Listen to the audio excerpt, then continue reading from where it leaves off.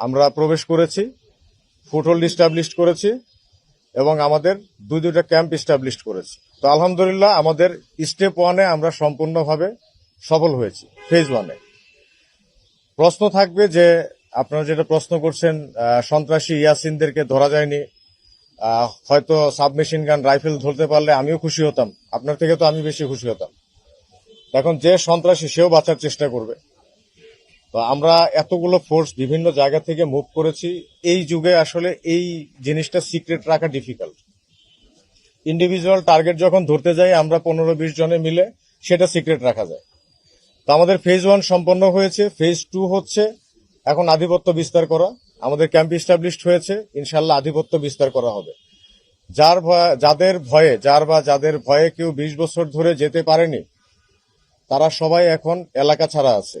আপনি আর কি সফলতা চান? 2টা লাইট মেশিন গান সয়ে দেওয়া মানে সফলতা না। সব ভেঙে গেছে, পালিয়ে গেছে। হ্যাঁ, আচ্ছা, বাংলাদেশ থেকে যায় না, রাইট। তথ্য বিভিন্ন জায়গা থেকে যদি দিয়ে থাকে, কোনো সাংবাদিক দিয়ে থাকলে এখন সে যে দিয়েছে সে অপরাধী। এখন তার নাম যদি দেন আমরা তাকে অ্যারেস্ট করব, কোনো সমস্যা নেই। আর বাহিনীর বা যদি বলেন কেউ কারোর বিরুদ্ধে স্পেসিফিক তথ্য থাকলে এটা জানান, অবশ্যই এটা কঠোর অ্যাকশন নেওয়া হবে। আর পালিয়ে গিয়েছে আমাদের ফেজ 1 পর্ব 1 সফল হয়েছে আলহামদুলিল্লাহ। পর্ব 2 চলমান রয়েছে। এরপর আমরা এটার উপর ধীরে ধীরে দখল নেব। দখল নেওয়ার পরে এরা সবাই পালিয়ে আছে, এখন তাদেরকে সিঙ্গেল করে আমরা অ্যারেস্ট করার চেষ্টা করব। তো এটা পর্যায়ক্রমিক ভাবে হবে এবং চলছে। এবং প্রশাসনের পক্ষ থেকে, সরকারের পক্ষ থেকে এখানে আমরা যত কিছুই বলি, এই 1 লক্ষ মানুষ তারা তো বাংলাদেশের মানুষ। একটা লোক মার্ডারার, তার ওয়াইফ এবং তার ছোট বাচ্চাটা তো খুনি না, সে তো আমার দেশের মানুষ। আমি কি তাকে পিটিয়ে বের করে দেব? তার অধিকার নেই এই দেশে থাকার। তো তাদের জন্য তো একটা পরিকল্পিত ভাবে প্রশাসন চিন্তা করছেন, তাদের জন্য সুন্দর ব্যবস্থাটা কিভাবে করা যায় এটা করবেন, প্রশাসন সুন্দরভাবে করবেন।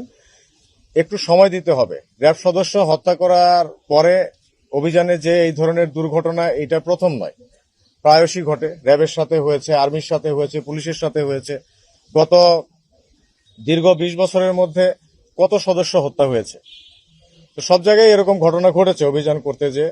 বাট আমাদের যে সদস্য মারা গিয়েছেন উনি অত্যন্ত দুঃসাহসিক একজন সদস্য ছিলেন এবং তিনি আজকের সফলতার মূল কারিগর। যদিও তিনি আজকে হাজির ছিলেন না, বাট তিনি এটা শুরু করে দিয়ে গিয়েছেন, তিনি এটার কারিগর। এবং যার ফলে আপনি সামনে যা দেখতে পাচ্ছেন বিভিন্ন ধরনের এই অ্যামুনেশন, এটা কি ইন্ডিকেট করে? একটা অ্যামুনেশন আছে, এই যে এই অ্যামুনেশন এগুলা সাধারণত মায়ানমার বেল্টে ইউজ হয়। কি ইন্ডিকেট করে? এটা সফলতা না? এই যে অ্যামুনেশন 7.62 দেখতে পাচ্ছেন, এটা সফলতা নয়? অনেক কিছু ইন্ডিকেট করে। সে এখানে যে হাব তৈরি করেছিল এটা ধ্বংস করেছি, কিছু নিয়ে পালিয়ে গেছে, কোনো সমস্যা নেই। এখন তারা ছিন্ন বিচ্ছিন্ন অবস্থায় আছে। আমরা এখন বিভিন্ন দিক থেকে অভিযান পরিচালনা করে ইনশাল্লাহ অ্যারেস্ট করব। আমরা তো যাওয়ার আগে তো যে মোটামুটি যারা সন্ত্রাসী অপরাধী বেশিরভাগই পালিয়ে গিয়েছে মানে হচ্ছে তারা নিজেরাই এটা সম্পূর্ণভাবে শক্তভাবে প্রমাণ করেছে যে তারা অপরাধী। বাকি কিছু মানুষ, মহিলা, শিশু এরা ছিল যারা অপরাধী না, তো তাদেরকে আমরা পেয়েছি। আর বাকি যে কয়জনকে অ্যারেস্ট দেখেছেন, এই অ্যারেস্টগুলো কিন্তু আমরা বিভিন্ন দিক থেকে, 4 দিক থেকে ঢুকেছি। এদেরকে সহজে অ্যারেস্ট করা যায়নি। পাহাড়ের উপরে দৌড়ে তাদেরকে পালাচ্ছিল, সেখান থেকে অ্যারেস্ট করা হয়েছে। আর যারা পালিয়ে গিয়েছে তারা অপরাধী কনফার্ম, সে জানে সে অপরাধী, বিশ্বাস আছে, তার নিজের প্রতি কনফিডেন্ট আছে সে অপরাধী, এজন্য সে পালিয়েছে। তা আমরা এগুলাকে ধরবো ইনশাল্লাহ। আর কানেকশন সন্ত্রাসীদের বিভিন্ন দিকে থাকতে পারে।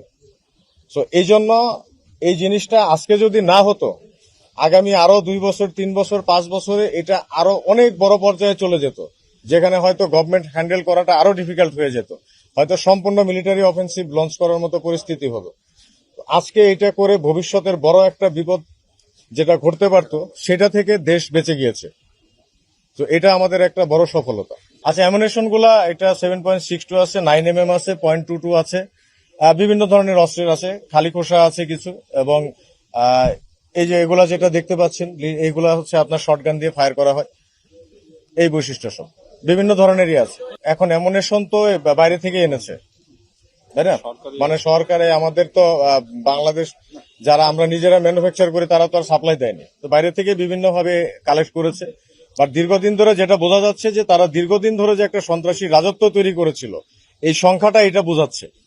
তো তাদের এই জিনিসটা ভেঙে দেওয়া গিয়েছে। এখন আমরা অনেকের লোকেশনই পেয়েছি, দেশের বাইরে যায়নি, বিভিন্ন জঙ্গল টঙ্গলের ভিতরে লুকিয়ে আছে, দেশের বাইরে যায়নি, ইনশাল্লাহ পেয়ে যাবে। পূর্ববর্তী সরকার করেছিলেন, তারপরে দেশেও বিভিন্ন পরিস্থিতি পরিবর্তন হয়েছে।